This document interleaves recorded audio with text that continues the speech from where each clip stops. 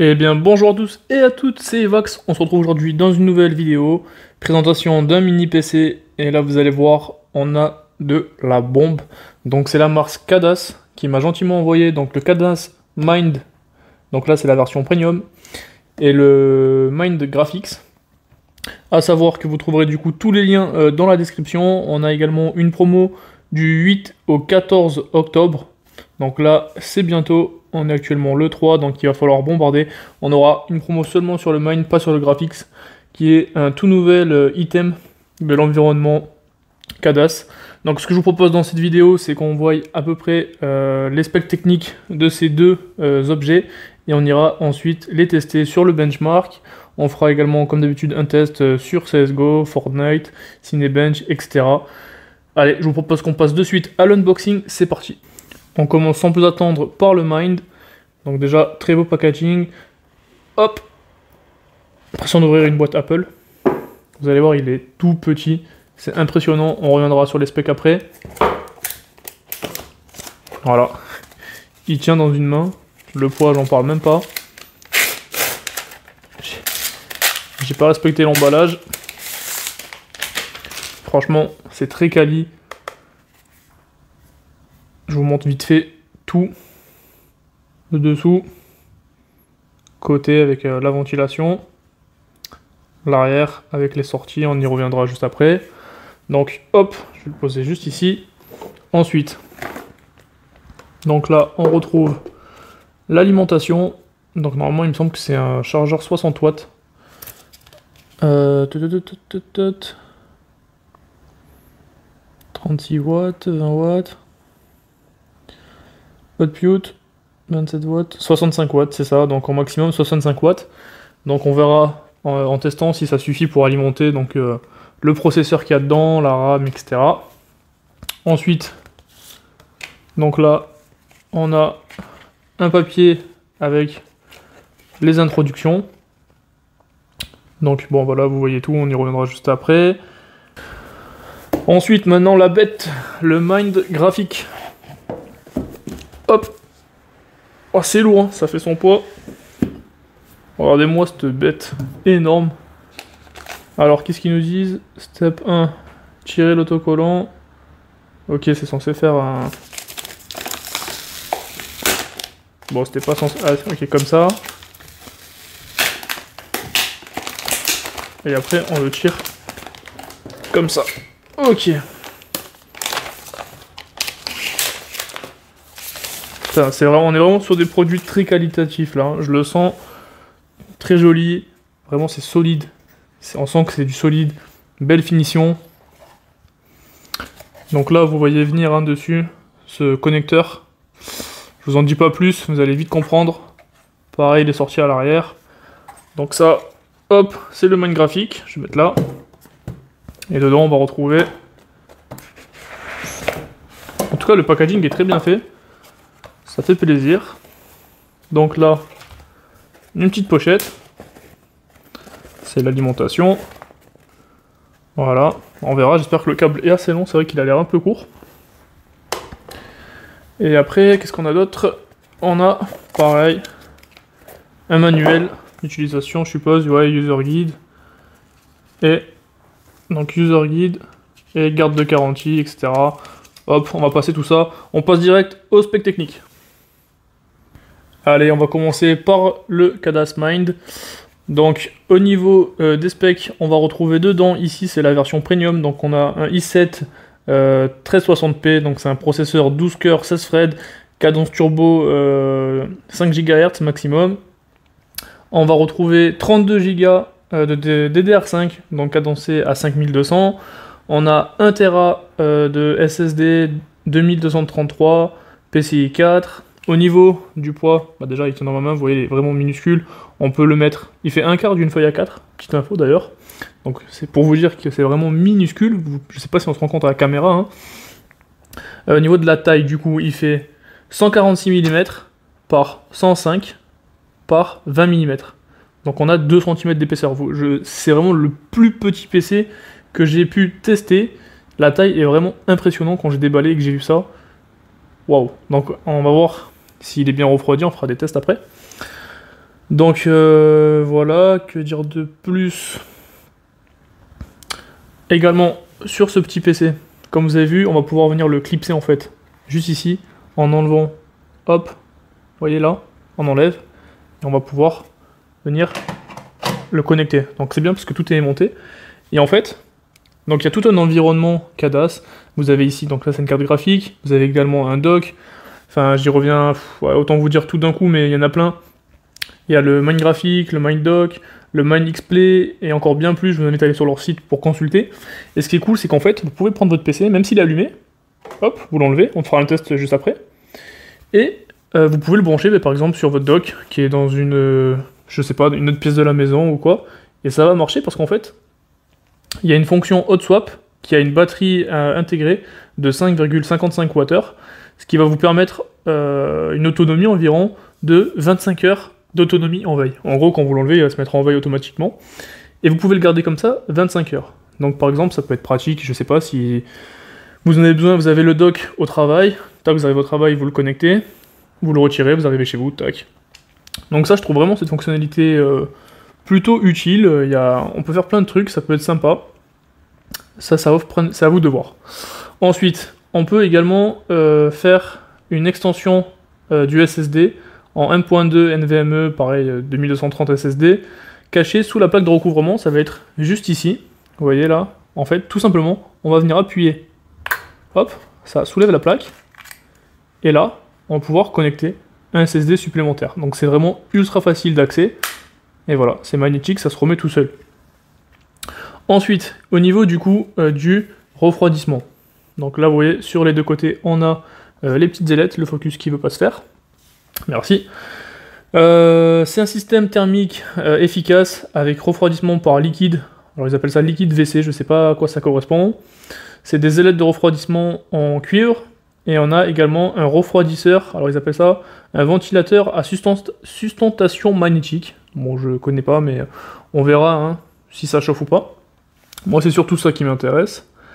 Et du coup, ça, comme je vous ai montré là, ici, ça c'est le fameux connecteur haut débit MindLink, donc ils appellent ça le MindLink, qui permet de passer d'un endroit à un autre en trou de transparence, donc comme je vous ai expliqué tout à l'heure, sans avoir à éteindre ou à fermer les documents. Donc c'est vraiment pratique pour une productivité, etc. Alors, maintenant on va passer à cette bête, donc le Mind graphique. Donc il y a dedans une carte graphique, une RTX 4060 Ti desktop. Donc elle existe en différentes versions, en 8 Go et 16 Go de DDR6. Ici on est sur la 8 Go. Avec le MindLink ici, du coup on est sur un débit de 128 gigabits seconde, donc c'est un port PCI 4, honnêtement, donc il n'y aura pas de lag, ça va marcher nickel. On a également prise en charge de la connexion Thunderbolt 4 et 3 avec les ordinateurs portables et de bureau. On est sur un boîtier en aluminium.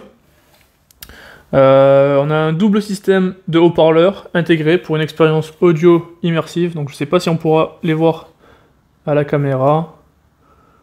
Non, on verra pas, je pense. On verra pas. Double système de haut-parleurs intégré. On a également ici sur le côté un système d'empreinte digitale. Ici, hop.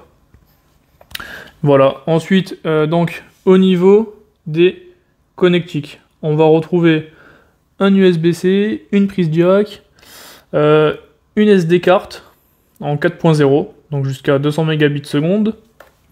Derrière, donc en fait ça sert de carte graphique mais aussi de dock, on va retrouver un port Ethernet, un DisplayPort, deux HDMI et des USB, 3 USB 3.2, donc génération 2, donc jusqu'à 10 gigabits seconde. C'est des HDMI en 2.1, donc on peut supporter de la 4K 240 Hz et de la 8K 60 Hz. Donc en tout on peut avoir 1, 2, 3. Donc là 3 écrans déjà. Devant 4 écrans. Et en plus sur le CADAS 5, 6 avec les Thunderbolt. Donc on peut avoir jusqu'à 6 écrans. Donc ça honnêtement j'en connais peu où on a cette possibilité. D'ailleurs sur le CADAS je n'en ai pas parlé, mais on va retrouver un USB-C, un HDMI 2.0 et après deux USB 3.2. Après la ventilation, et ici tout simplement devant le bouton power. Donc voilà, je pense qu'on a fait le tour. On a fait le tour. Je vous propose qu'on aille tester tout ça. C'est ce qui nous intéresse le plus. J'ai envie de dire, c'est parti. Ok, donc on se retrouve sur le benchmark. Donc là, je viens de lancer un OCCT. Donc déjà, juste vous faire écouter le bruit au repos des ventilos. On n'entend vraiment rien. Donc vous voyez, c'est extrêmement silencieux. Alors, au niveau de la mémoire, on a obtenu un score de 1404. Donc, on voit que nous, on est ici, on est au-dessus de l'average, donc de la moyenne. On n'est pas non plus au niveau du meilleur. Ça, c'est le lowest, donc on est plutôt bien placé. Ensuite, au niveau du CPU, donc en single thread, pardon. L'average il est à 89 et nous on est à 86, donc juste un chouïa en dessous. On vient juste derrière le Ryzen 9 5900X, donc on n'est pas trop mal, c'est pas dégueu. Surtout que le pire renvoie que dans la même configuration on pourrait être à 51, donc c'est plutôt cool. Et en multithread on est par contre ici en dessous de la moyenne, mais on n'est pas très loin, on est à 391 contre 468. Donc voilà, je vais vous lancer maintenant un 3D Mark démo, ça sera plus parlant pour vous. Ok, je vous reprends direct à la fin du benchmark pour vous faire entendre le bruit des ventilateurs. Donc ça souffle, mais ça reste correct, hein, c'est plutôt bien ventilé, ça chauffe pas trop. Pardon, j'ai mis un coup de pied dedans. Au niveau du score, on a obtenu un score de 12 475, qui est excellent. Au niveau des température, on a eu un pic à 76 degrés pour le CPU, donc c'est pas déconnant, c'est plutôt bien refroidi. Et au niveau des fréquences, on a pu monter jusqu'à 4,9 pour le CPU, donc quasiment 5 GHz. Donc c'est que tout fonctionne plutôt bien. Également, je vais vous mettre maintenant une petite vidéo durant le benchmark pour vous faire écouter le bruit du haut-parleur, des deux haut-parleurs du Cadas sur le graphics. Le son est vraiment très très bon, on a de très bonnes basses. Et j'étais plutôt impressionné par le son honnêtement, donc je vous mets la vidéo maintenant.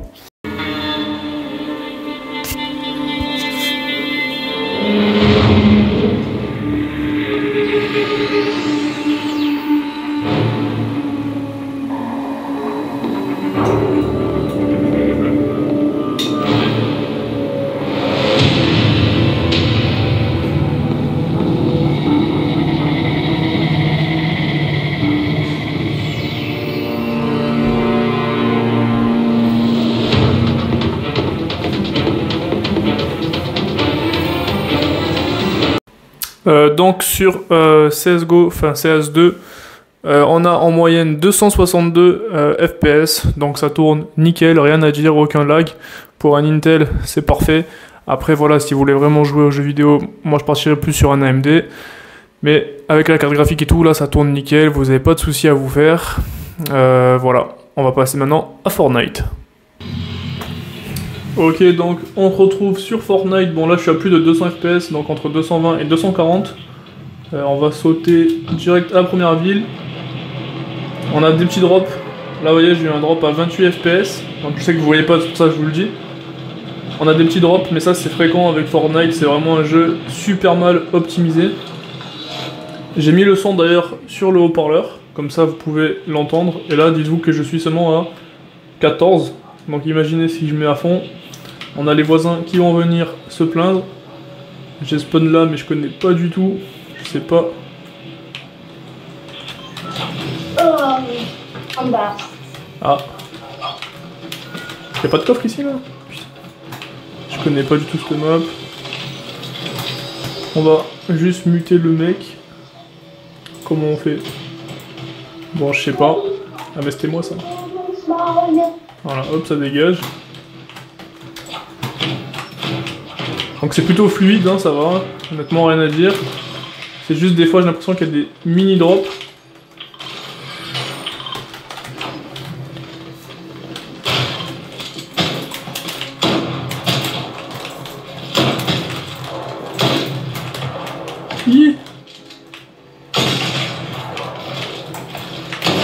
Oh, je suis une merde.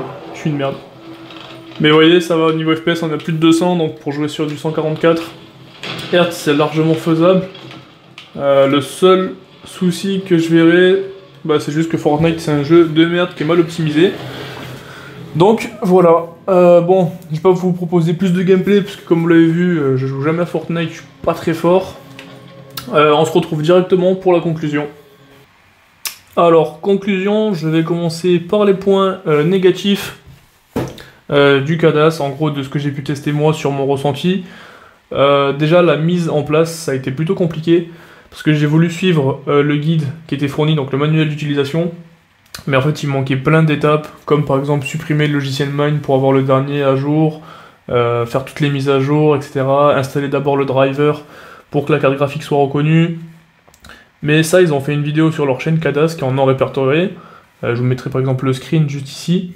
La vidéo est excellente, vous avez juste à suivre les étapes et ça marchera nickel. Mais voilà, ne vous fiez pas seulement au papier manuel d'utilisation, sinon vous allez rencontrer des difficultés. Donc basez-vous sur la vidéo. Et ça marchera nickel. Ensuite, j'ai eu vraiment zéro souci. C'est le seul point négatif que je pourrais trouver. Après, le prix, c'est vrai que ce mini PC, quand même, à 900 € reste assez cher. Autant pour la partie carte graphique, ici, qui est à 1000 €. Je trouve ça raisonnable parce qu'on n'a pas seulement une carte graphique, c'est vraiment un hub qui va contenir 4 graphiques, l'alimentation, des haut-parleurs, on a une prise jack.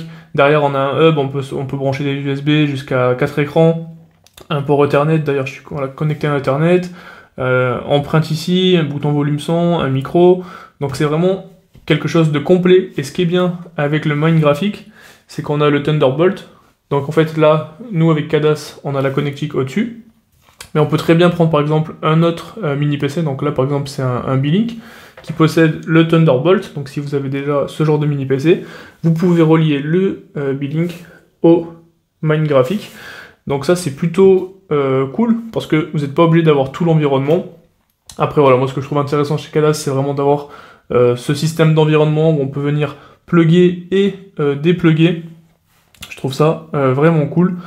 Donc voilà, rien d'autre à dire.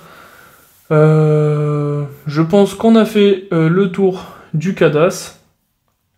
D'ailleurs, pour le défaire, on a juste le bouton derrière. On peut appuyer. Et après, hop. Donc je vais vous montrer sur l'écran. Oups. Hop. Qui nous dit « Do you want to disconnect Mine graphique ?» Vous faites « Yes ». Et vous pourrez ensuite enlever le graphique et le plugger ailleurs ou l'utiliser sans le graphique. Donc voilà, j'espère que cette vidéo vous aura plu et que c'était une bonne découverte pour vous. N'hésitez pas à me dire ce que vous avez pensé dans les commentaires. C'était Evax. Ciao tout le monde. What comes around goes around, you will never know. Light me up in the sky while you dying slow. I'm about to fuck the game, that's the way